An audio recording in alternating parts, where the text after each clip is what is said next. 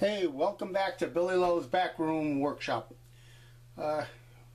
Today we have a carburetor that was just freshly rebuilt, and I just want to go over a few things with you to show you what kind of carburetor it is and what was rebuilt. To start with, let's talk about what the carburetor is. Now, most of you see it as a dual feed. Some of you have guessed it's a 780, which it is. But let's just try to zero in here on the main body right up in here and see if we can read those numbers. And let me just zoom in on that. Whoop. Let's see here. And here we go, I think. Yeah, we got it. As you can see, the top number is a 387, looks like an 8261-EH. That number is a GM part number, meaning this was built for a GM car, and it translates to a 1965 Chevelle 396. I believe it would be the big horsepower 396, but I'm not 100% sure. Below that it says list 3310, and that tells you it's a 780 and 780 CFM. And the last number is a 024. The 024 tells you the date code. 0 is the year units, so that would be 1970, because that's a 65. Actually, it's a 5-year-old carburetor. They're made 5 years after the 65 was built. The 2 is the month, which would be February, and the 4 is the week of the month. So it'll be the 4th week in February. So by that we know that this was not a production carburetor. This was not on a production Chevelle.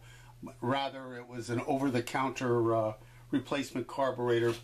They have sold many of these carburetors throughout the times, and it's nothing special or nothing that is unique or unusual with special numbers. It is extremely similar to another carburetor for a 396 Corvette 1965. Other than the part number between the two cars, the two carburetors rather, the only difference that I know of between the two, and let me just unzoom this, okay, we'll look at the side of the carburetor. I have 3/8 fittings that I installed here, but this originally had 5/16 tubing flare fittings. These are 3/8 flare fittings. I'm going to be putting this on another car, and it'll use the 3/8. Another thing that I did, which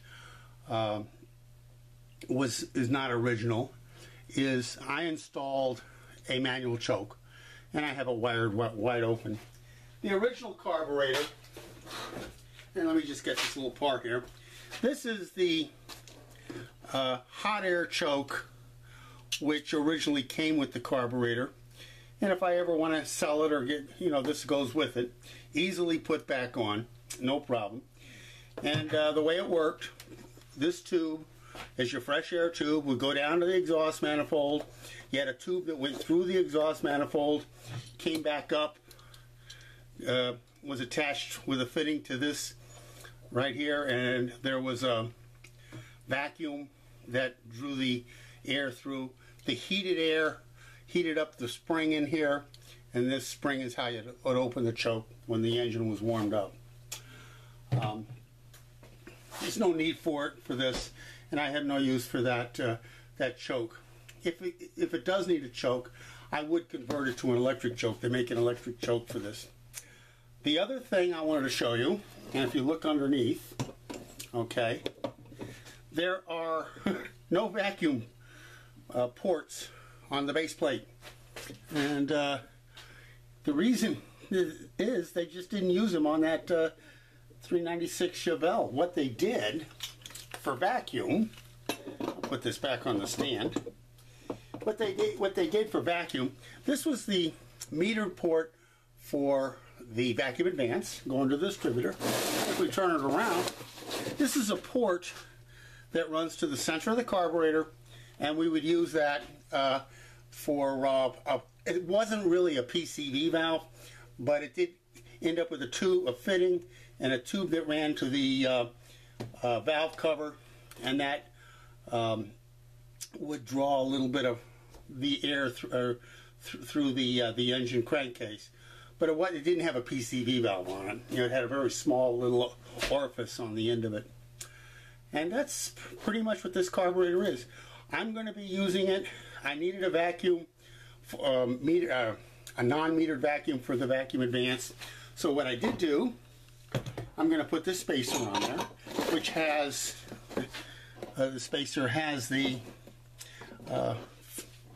port, and I'm going to use this for my vacuum advance. And that's just about do it. One thing I do want to talk about in closing before we talk is I rebuilt the carburetor, went through all the procedures, but I did paint it. This is the first time I ever painted it.